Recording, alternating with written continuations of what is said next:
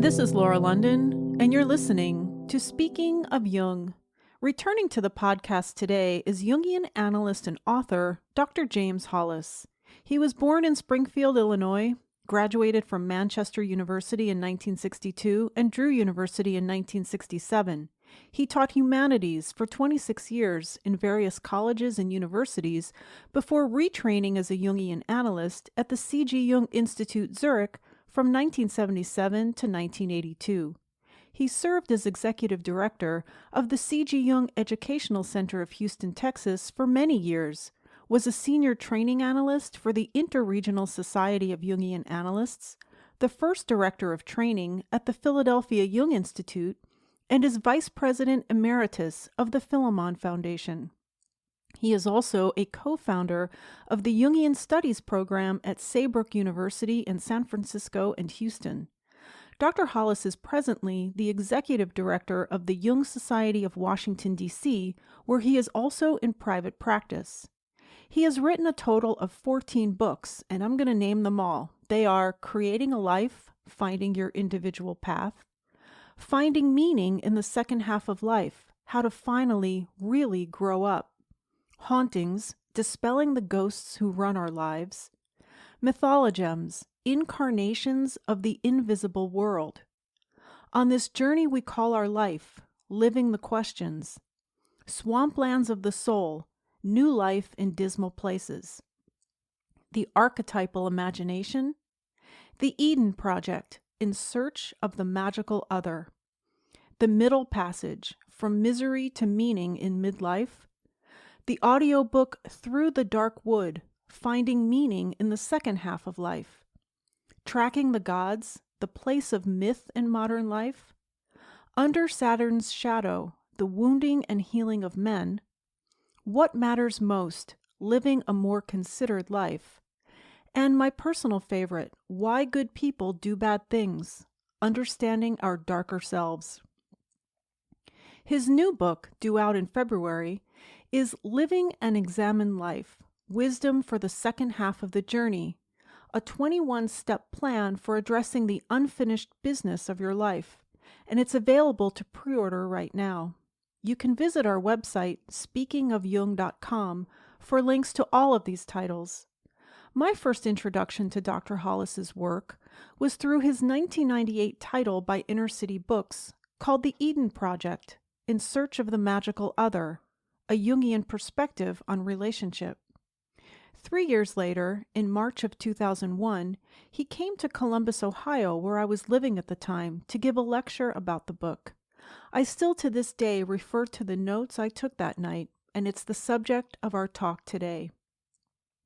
This interview was recorded on Wednesday, August 16th, 2017, through the magic of Skype. In preparation for this episode of the podcast, which is about your book, The Eden Project, In Search of the Magical Other, I've been, as I usually do, I take to Twitter to tweet quotes from the book. It helps me read, and I like to share what I'm reading, and it just helps me keep things organized and process things and go over things. And I've had a tremendous response to what I've been tweeting, but I've only gotten through the first 60 pages. And this is, looking to see how many pages this book is. It is 144. And that's one of the things I have to say I love about Inner City Books is that they're very manageable. They're kind of small, thin paperback books, but they are chock full of great material. Somebody had tweeted me the other day, and she wrote in response to a quote from the book. She said, "When reading James Hollis, almost every sentence is an entry point for reflection and growth." And that reminded me of something that I heard Sheryl Crow say about Bob Dylan. He gave her a song for her 36th birthday to put on her record, which coincidentally came out the same year as this book, 1998. The Globe Sessions. The song is Mississippi, and she said you could take every line of that song and make a new song of it. And that's kind of how I feel about this book, that every sentence is something that you can just sit with and think about and talk about and write about. So I'm going to let you talk now. Would you tell us a little bit about this book and how you came up with this kind of concept of the magical other and what that means? Mm-hmm. Well, what I found through the years was that sooner or later, no matter what the topic of conversation was in public lectures or in individual therapy, things wound around to the issue of relationship. So I began to ask myself the question, why is it that relationships are so important? And the answer is at some level, because they're important. And then I began to ask myself, is it possible that that very importance is carrying a lot of psychological baggage here? And ironically, that's what led me into the consideration of the topic of the dynamics of intimate relationship. It wasn't years of working with couples or individuals in the difficulties of their relational life. It was more questioning, what is the role of relationship for us, and what is it that constitutes its gift, and what are the limitations, and what is it that we bring to the table, and what is it that we need to become more conscious around and more accountable for in our relationships. You mentioned it wasn't because you were doing a lot of couples counseling, and just in general, in Jungian analysis, that's not typically how that operates, is it? That it isn't typically couples counseling? No, I mean, usually we focus on the individual in relationship to him or herself.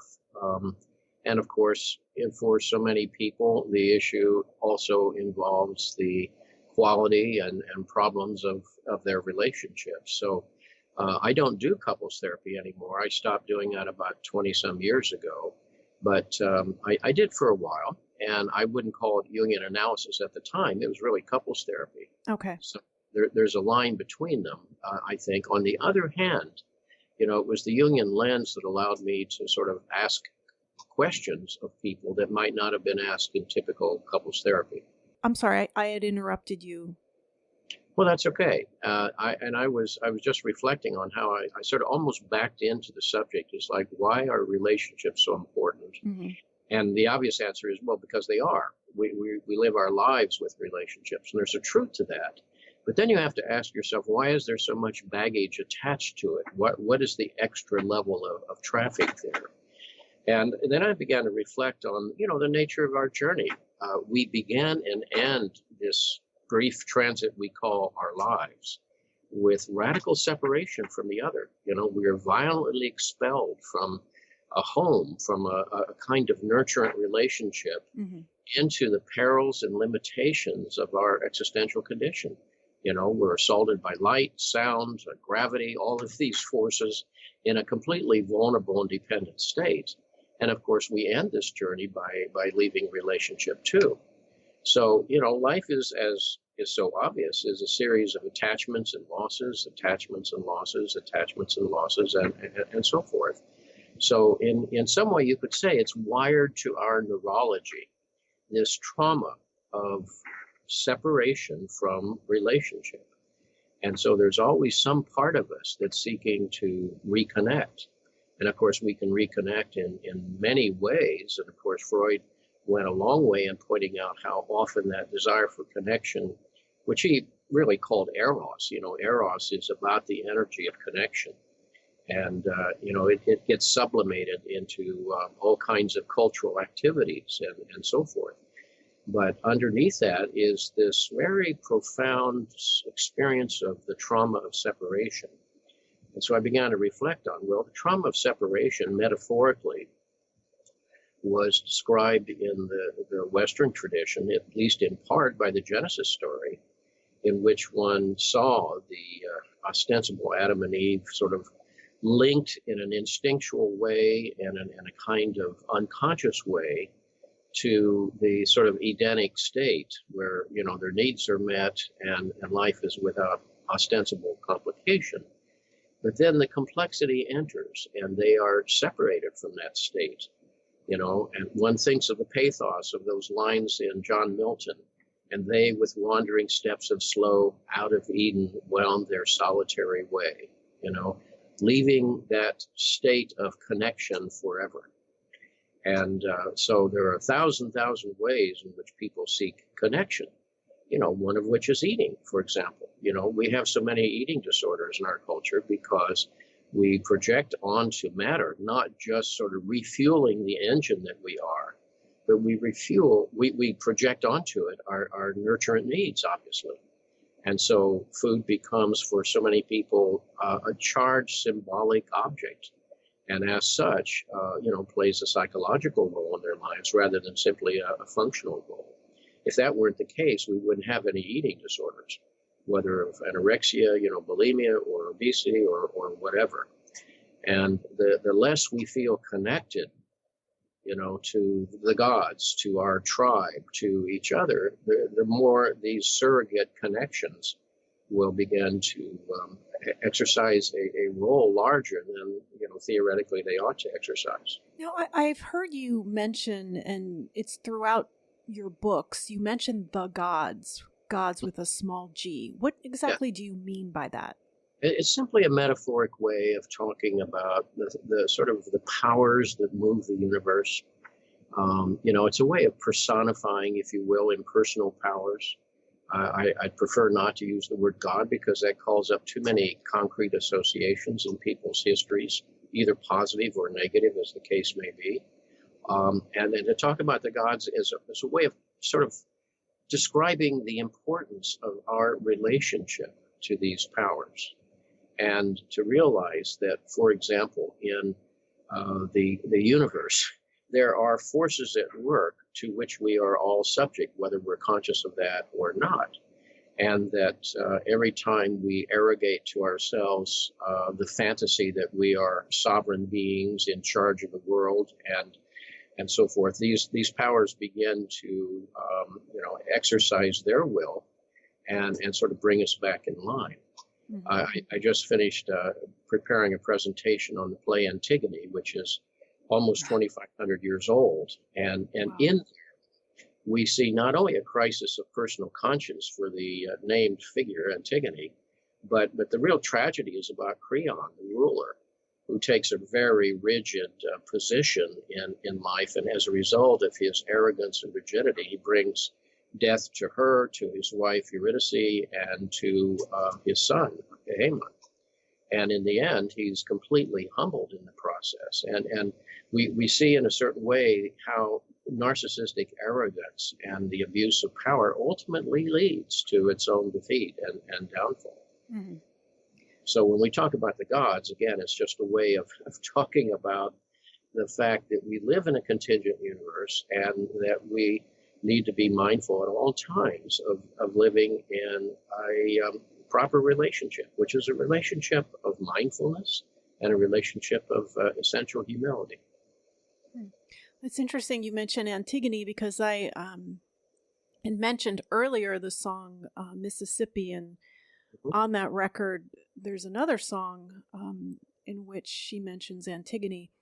So back to the concept of the book, you say that the magical other is the notion that there is one person out there who is right for us, will make our lives work, a soulmate who will repair the ravages of our personal history, one who will be there for us, who will read our minds, know what we want, and meet those deepest needs, a good parent who will protect us from suffering and, if we are lucky, spare us the perilous journey of individuation. Mm-hmm. Kind of a loaded paragraph, isn't it? Yeah. And of course, that when you begin to unpack that deep sense of longing and urgency for connection, then you begin to realize it takes us back to our primal state of disconnect. And that's why I called it the Eden Project. It's the desire to recover that sense of sort of completeness, of wholeness, and so forth, which is one reason why people will cling to relationships that are not healthy for other reasons, often abusive relationships, because the sort of need, the trauma of disconnect has been so profound in their lives that they prefer the problem they have to the unknown sort of archetypal problem that awaits them. And so in each of us, I think there is a program neurologically and emotionally, a search for that other. And I'm putting that other in a capital O there, because that sort of image gets projected onto various individuals whom we meet. And each of us has intrapsychic images of the potential other that come partly from our own personal experience and partly from our culture. And we meet tens of thousands of people in an ordinary lifetime. And upon a few, this projection may alight, and there's a sense there of powerful excitation of hope, of expectancy.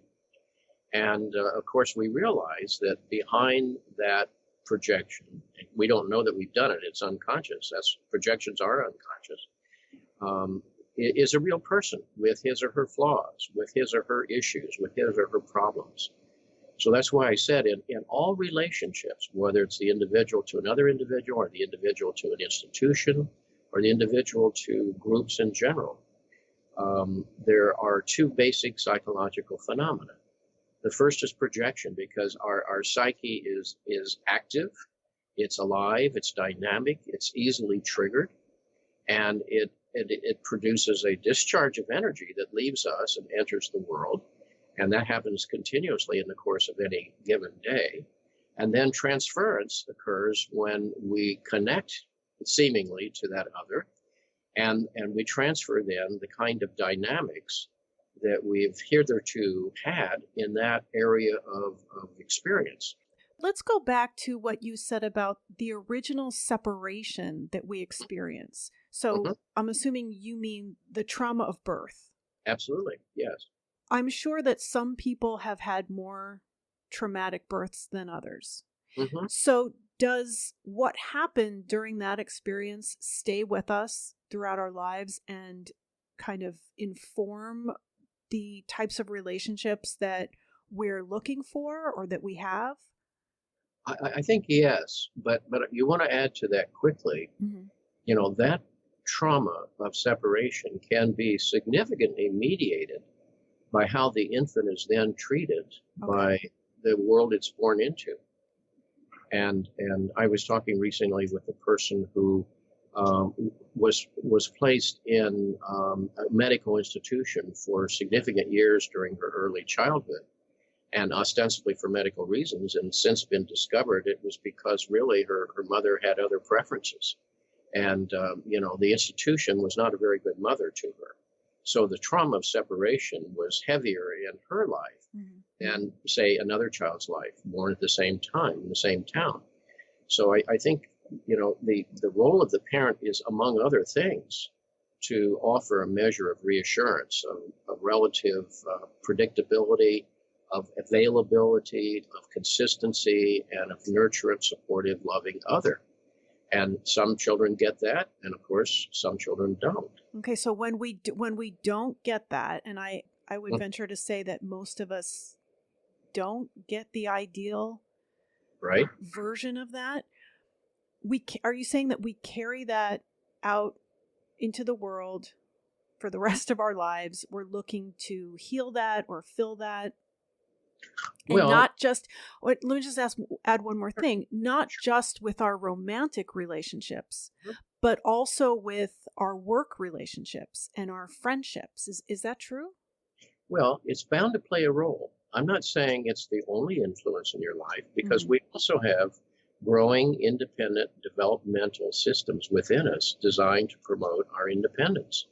So there's that going on as well. However, again, no matter how tall the skyscraper, you have to go through the bottom floors to get to the top. So, the tenor and the dynamics and the expectations and the hidden agenda of relationships is going to be, at least to some degree, influenced by our life experience. Now, again, that experience can be added to, it can be compensated for, it can be contradicted. It can be reprogrammed as life does, depending on other circumstances in our experience. Now, for example, if a person has felt the insufficiency of the nurturant and present other, which is not an uncommon experience, that will create in that person two basic realities, or two basic reactions or interpretations or stories, if you will. One is usually diminished sense of self-worth. In other words, I am somehow unworthy. It's not necessarily a conscious thought, it's an unconscious thought.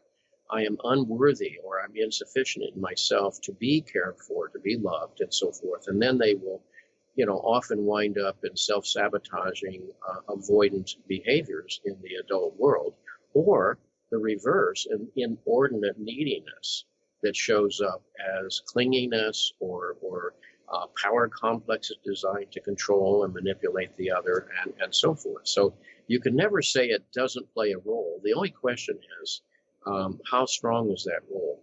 In other words, what does it make you do, or what does it keep you from doing? You say that all relationships begin in projection. Yes, because the other is wholly unknown. So projection is one of the ways we try to make sense of a new world when we enter. In other words, every day is new. Every experience to some degree is new, but we project onto it, the category of situation it represents. For example, if you land in a foreign country and in a foreign language, the first thing you start looking for are signs in your language. Your insecurity will show up in trying to project outwards to say, I need to find areas of familiarity. So you look for signs in English, or failing that, you look for international signs about where is customs, where are the bathrooms, etc. And if that's not there, your anxiety begins to mount, and you might start asking your neighbors, do you speak English? Can you tell me what to do next, etc.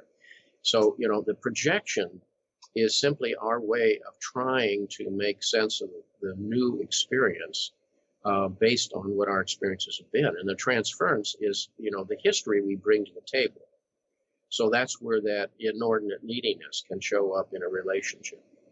And you're right, it's not just in intimate relationships, it's with relationships at work, and it shows up in relationships into organizations and institutions.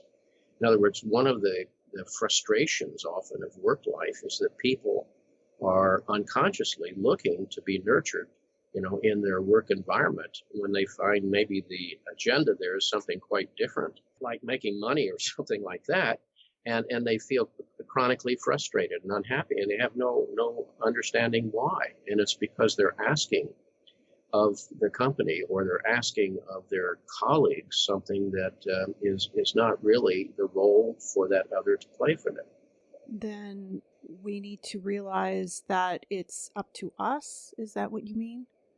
Well, ultimately, the heroic question, and I call it heroic, because I think it takes an enormous amount of insight and courage and consistency to remember it, hang on to it, and to sort of own it, is to say, what am I asking of the other that I need to do for myself?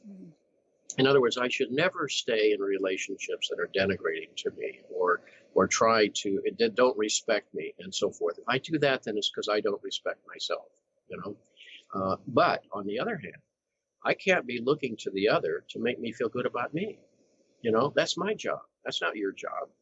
I can't be looking to the other to sort of make up for whatever my losses have been in the past, because that's not love. That's neediness that burdens them.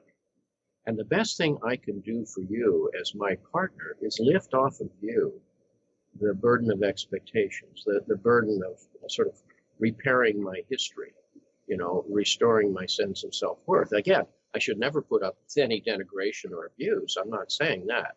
I'm simply saying that I also want to sort of clean up the agenda between us. And I call it a heroic question because in the abstract, it sounds fairly obvious. In practice, it means I have to take on something that's very uncomfortable for me. Yeah. And I have to be honest about my fears. I have to be honest about my losses.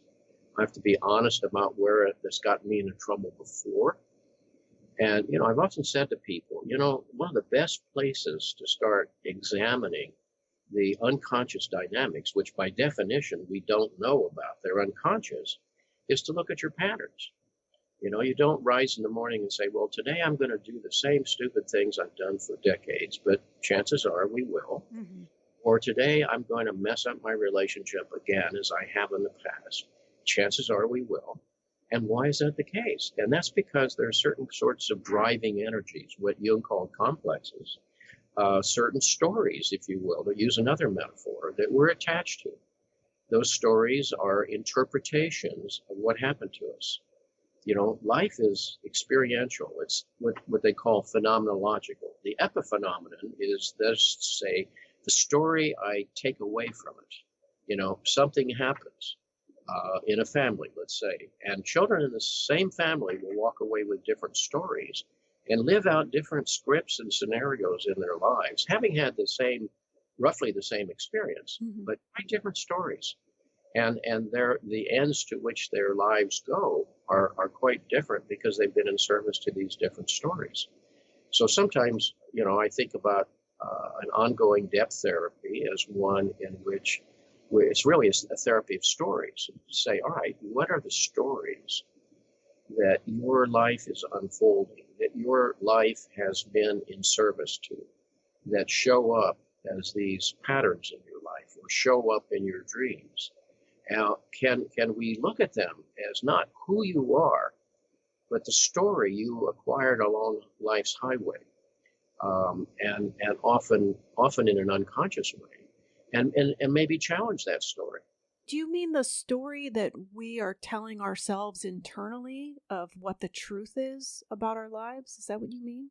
Yes. Well, it is internal. In other words, sometimes we have a conscious story about ourselves. Like, I just am a mess up in life. I never can experience what I want in life, or I can't do this, or I can't. We have conscious stories. Many of these stories are unconscious because, and I'm calling them stories because they are interpretations. They're narratives. You weren't born with them. So let's just say that the child X, you see, is brought into an environment where he or she feels very little sense of consistency and support and so forth. So one of the attitudes that they're likely to grow up with is distrust. It was based on the reality of their experience. They couldn't trust the predictability and the constancy of the other. So distrust can show up in an adult's life later as constantly distrusting people. I had two clients whose life story was almost identical. They were both men whose mothers departed with someone else when the boys were age 10. And when I was seeing them, they were both in the process of destroying their marriages out of an inordinate sense of distrust. There was no objective reason to distrust their partner, but the story inside of each of them was, if your mother left you, this person to whom you've given your heart and soul is going to leave you too. Mm-hmm. And as sort of questionable as that story is, it had a tremendous power in their lives to the point that it was governing their behaviors and to some degree creating that story once again. It's the replication of that story that in a sense almost becomes the confirmation. See, I couldn't trust you either. In the end, you weren't there for me. And you see how that person would then go on to the next relationship as a kind of prisoner of that story. And we all have stories like that. And that's what creates, for example, our codependence. Codependence is a common relational strategy. And it's based on the fact that everybody at some level early on in life learned the world's big and you're not. The world's powerful and you're not. Now, figure out how you're going to manage that. And so we all develop, for example, certain patterns of avoidance. We try to stay out of harm's way, stay out of conflict. And that's rational and prudent until the cost of our avoidances in relationships or in the conduct of our lives begin to mount up. Or another sort of equally logical strategy that evolves out of that sense of core powerlessness in the face of a large other Is give them what they want.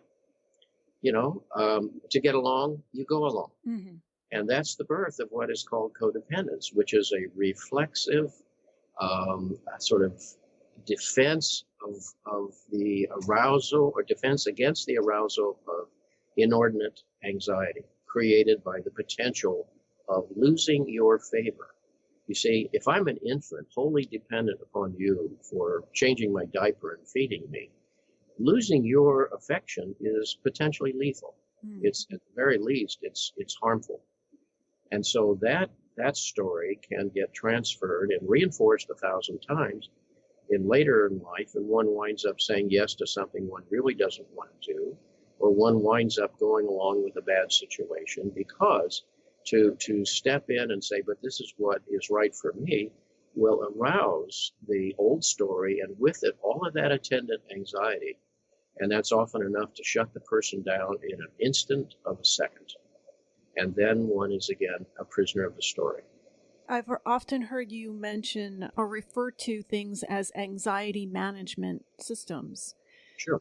And so if we are afraid of losing that connection to the other because we're so dependent on it, how can we manage that? If we determine that a relationship is ultimately not in our best interest, but there's still that fear of letting it go, even though that might be the best thing for us. Sure. How can we cope with that flood of feelings that comes in with that separation from that other? Certainly. Actually, this raises another central principle in the book, The Eden Project. And I'll say that principle and then get back to your question. And that principle simply is, I can have no better relationship with another, be it the intimate other or the institution or work or the culture or whatever, than I have achieved in relationship to myself. Where I'm stuck, my relationship will be stuck. Where I'm grabbed by archaic needs, it will show up in the relationship. Where I'm defended, it will produce estranging behaviors in the relationship, et cetera, et cetera, et cetera. In other words, again, it's a logical conclusion here, and most people get this and they grasp it. Living it, as you pointed out, is a much more difficult task. No relationship is any better than the quality of the relationship I have to myself.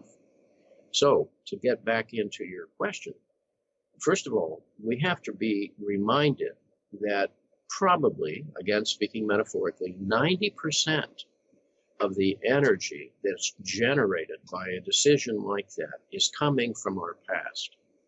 10% is the reality of heartache, the reality of potential loss in the present, the loss of one's investment, the loss of one's hopes. When a relationship doesn't work, it's properly to be grieved. If there's no grieving, there was nothing there. There was no investment, no expectation of hope. And so real life ought to cost, because it does matter to us.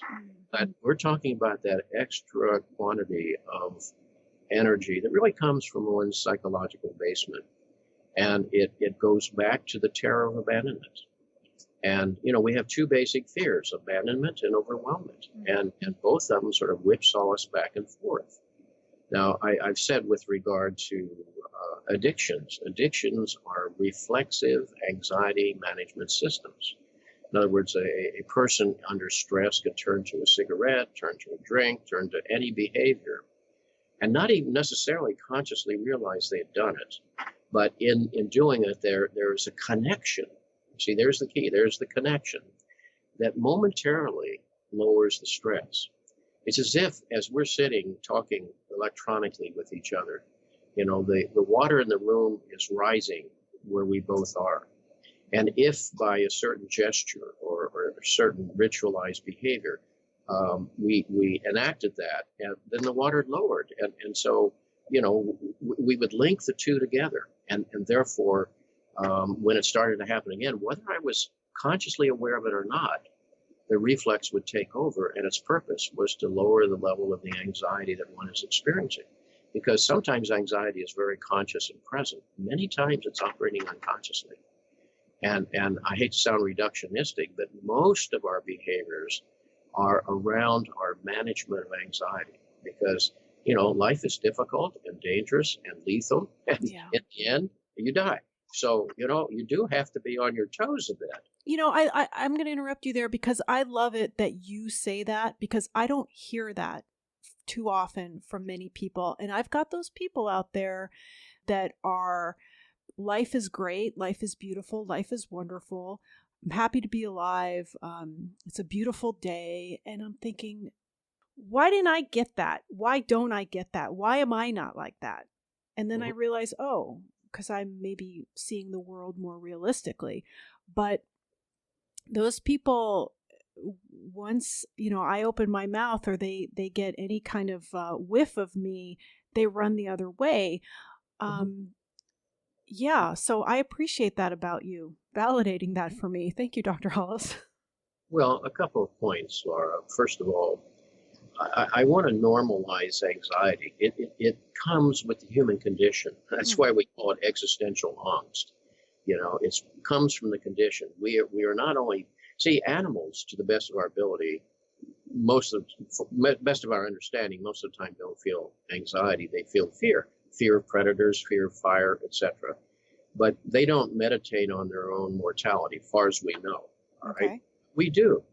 We have the imaginative capacity to leave this present moment and imagine our way into other scenarios. And that's what in some way allows us to cope with life, to work in developmental and creative ways with life. And at the same time, it also can occasion anxiety. So, there are people who have that kind of worldview. And, from time to time, life is beautiful and life is happy. It's not a steady state. It's not a permanent state. One can only stay in that state by remaining very unconscious, very naive, and very immature. But when we do express any kind of anxiety, we think there's something wrong. We're told to go to the doctor, and they write us a prescription for it. I know, and that's the insanity of the modern, medical world and the pharmaceutical world, by the way, that profits immensely from that, to, pathologize in some way normal human emotions, including grief. I used the word grief a while ago. If you don't grieve after a relationship ends, then there was nothing there in the first place. You should grieve. Grief is not pathological. It's an honest expression of loss and regret. And anything that short circuits the magnitude of that is in some way betraying your humanity. And I've often seen people who blame themselves for being anxious or blame themselves for being depressed, rather than understanding, well, so are other people.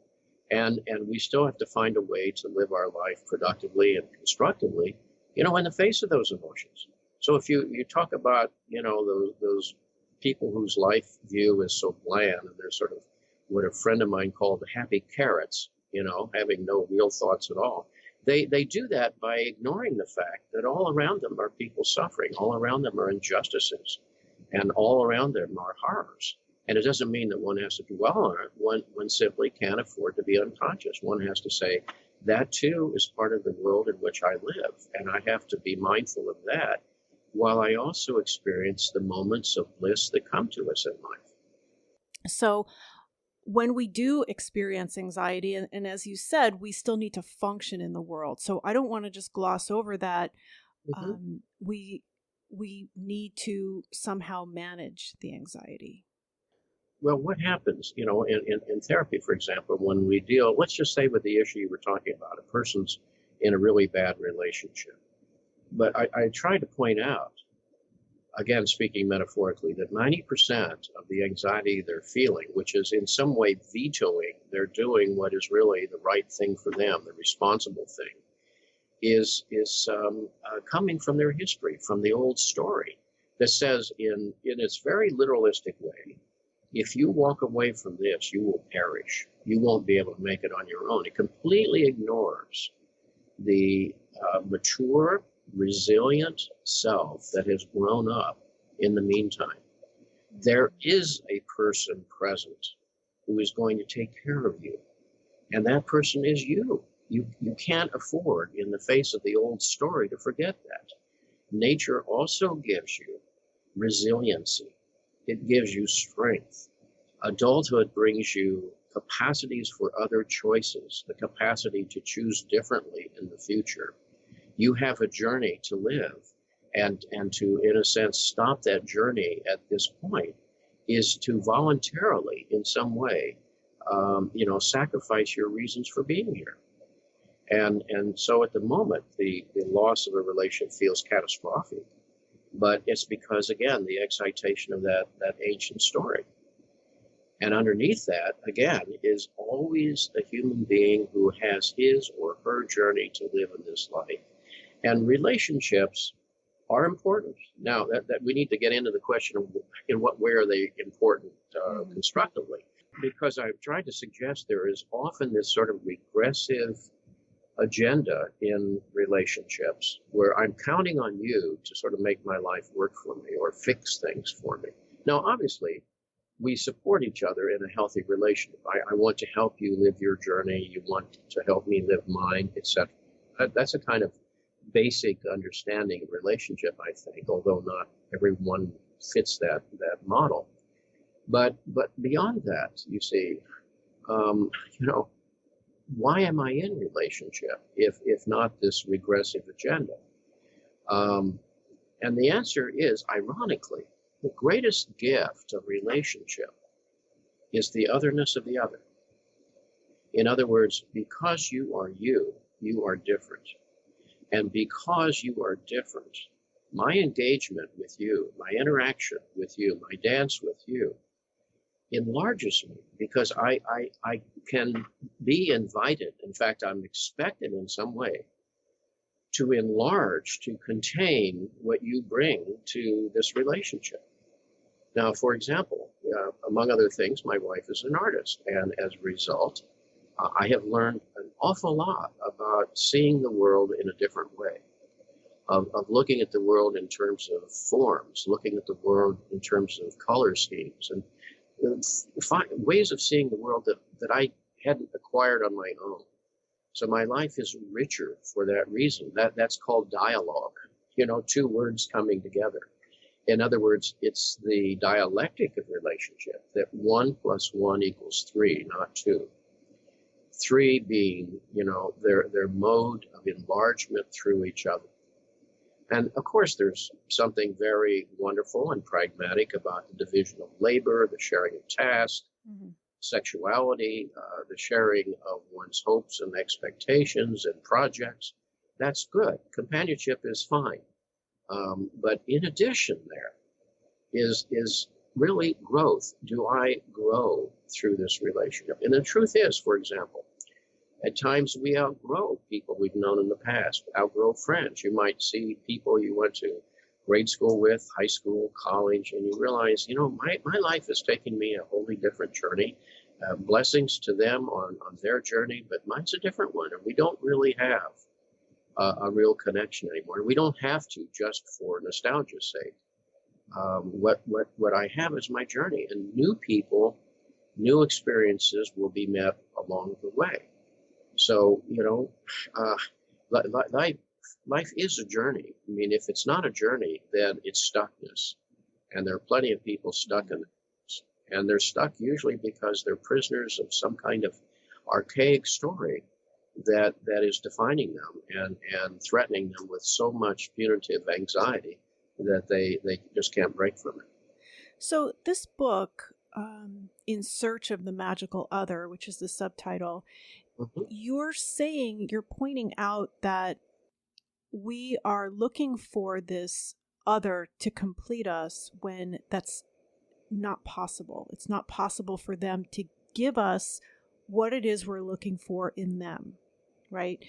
That's right. But I've also learned in my study of Jung psychology that we can't individuate alone. We need mirrors. We need other people. That's right. And also we're social beings, right? We need each other.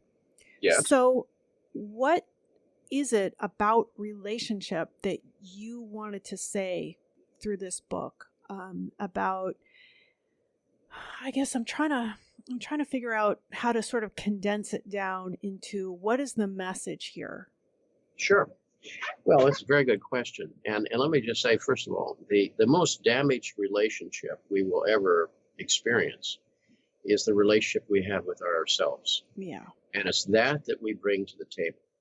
And therefore, our partiality, our stuck places, our complexes, our inordinate expectations all wind up in injurious ways in the traffic between us.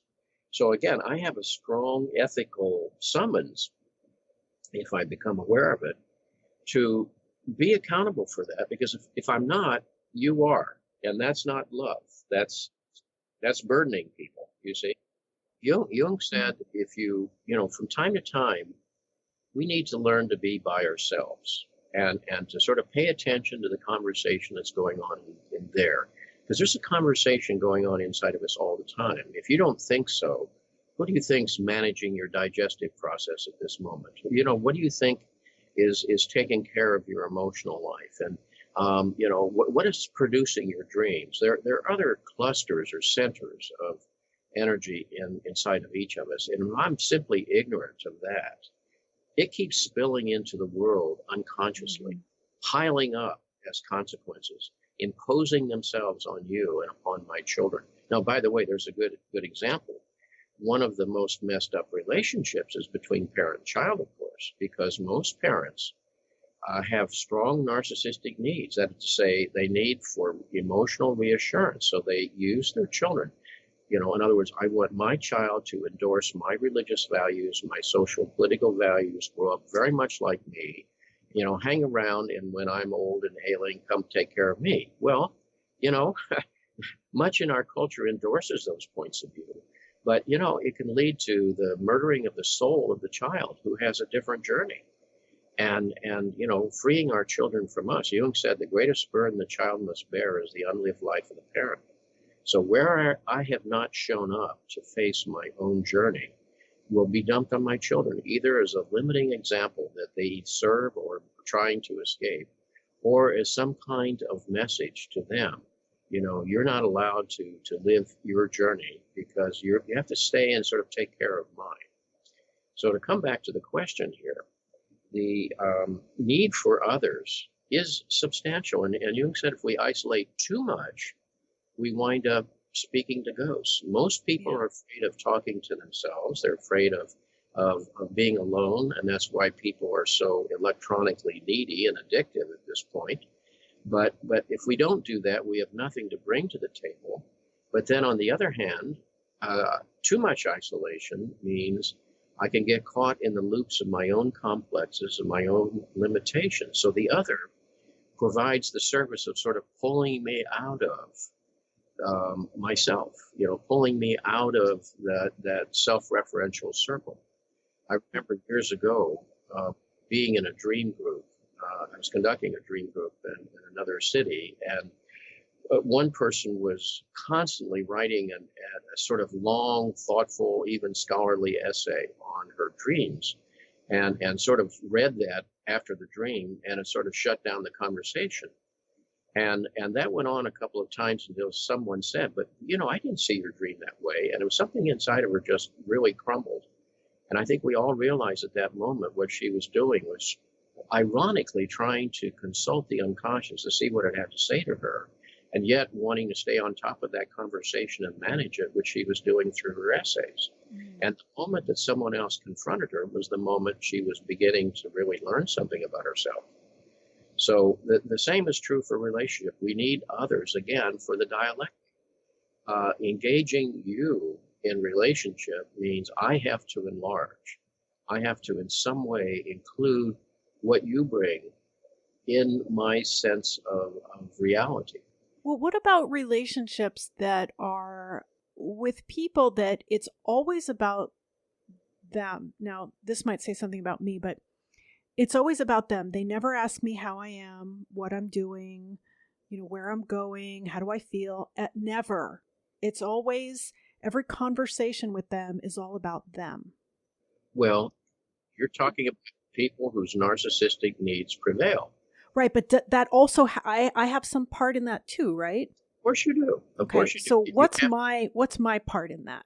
well, I don't know your history, and I don't care to at this moment. But the point is, I'm just looking at it as a pattern. The pattern says, all right, somewhere along the line, one story included, this comment. That is to say, your needs don't matter that much. What matters is the needs of the people around you. So, keep your mouth shut and sort of pay attention and fit in. And if you do, things will go better that way. Now, I'm in a sense translating a story that may have occurred when the child is 4 years old, depending on the circumstances. So that's why I say, we began to get some sense of the kinds of stories or complexes our life is in service to by looking at our patterns.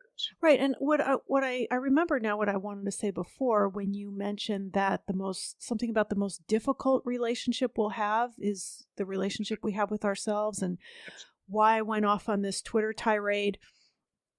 And something else I wanted to add before about, okay, well, when you were talking, I was thinking, well, this is the purpose of going into analysis, is to look at ourselves, because what we're encouraged to do, the message that I got through my decades of life on this planet, is to always blame everybody else for everything.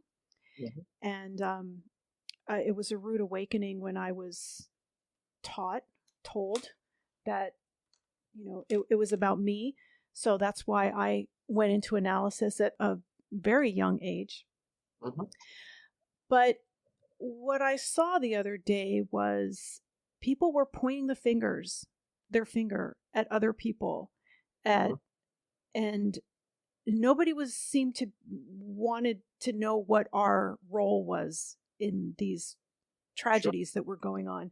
And I said that, stop looking at what everybody else is doing and start looking at what you're doing.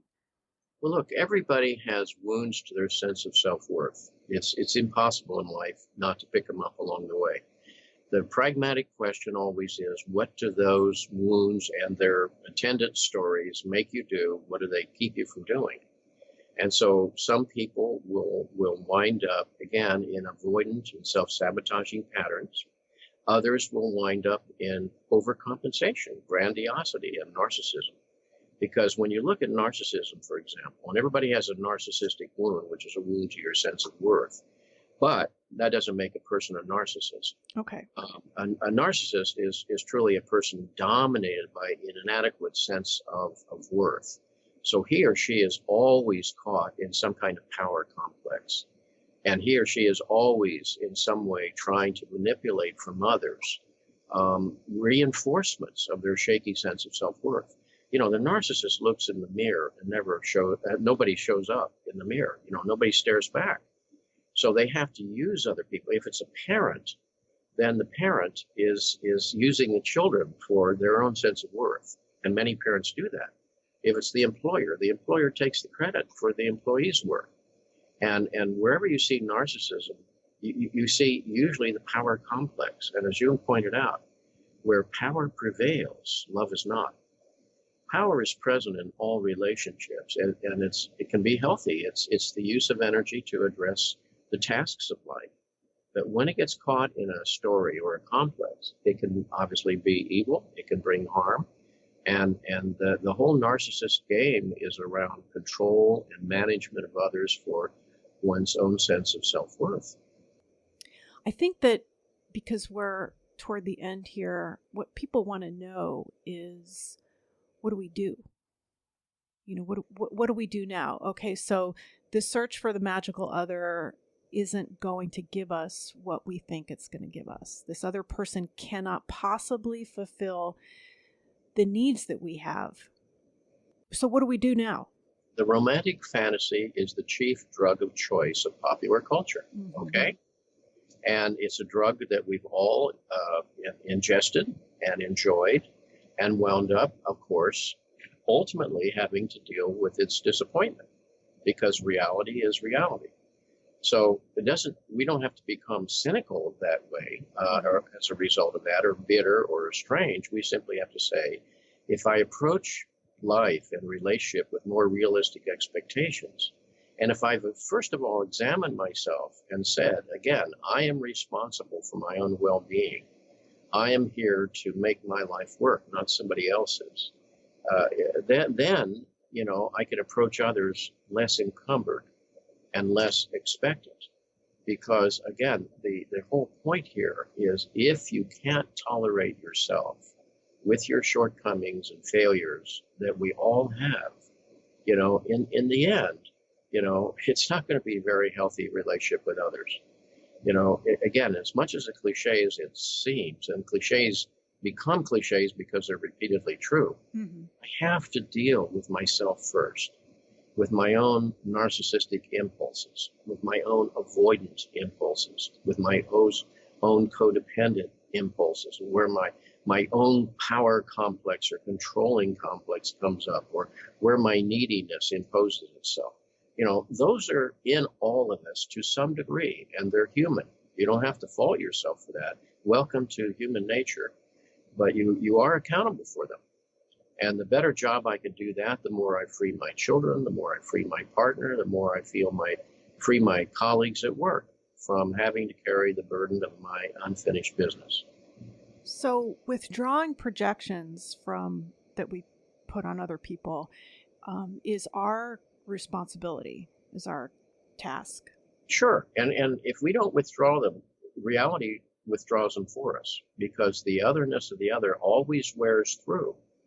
We begin to see the other, and often people end relationships with a sense of letdown and bitterness, like, you failed me. You're not what I expected from you. Well, guess what? You never were.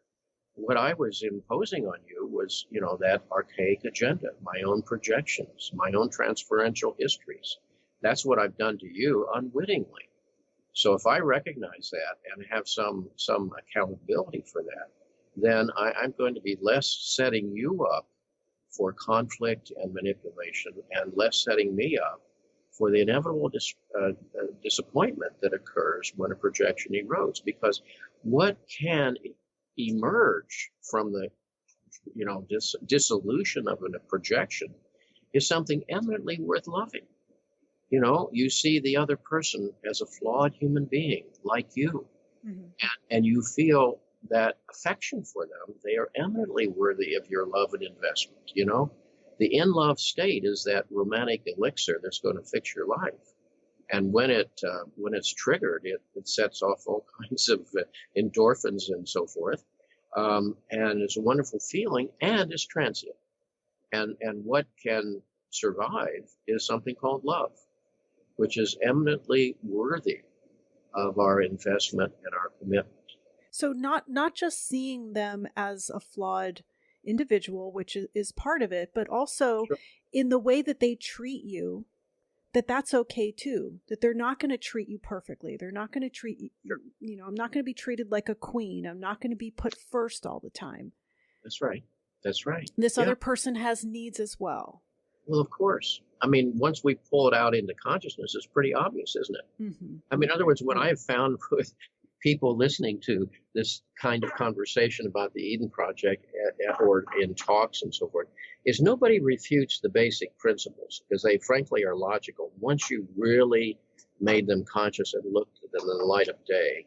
But it still occasions a resistance in us because of the pull of that archaic project, the desire to go home, as it were, the desire to find the perfect parent in the other. No couple at the altar would say, I'm counting on you to be my unfinished mother or my better father. And they wouldn't say that. It's ostensibly a time for leaving mother and father. And yet the archaic agenda is imposing itself, meaning that the marriage is also transacting at this old, ancient, archaic level. And that's what leads to conflict and disappointment in relationships.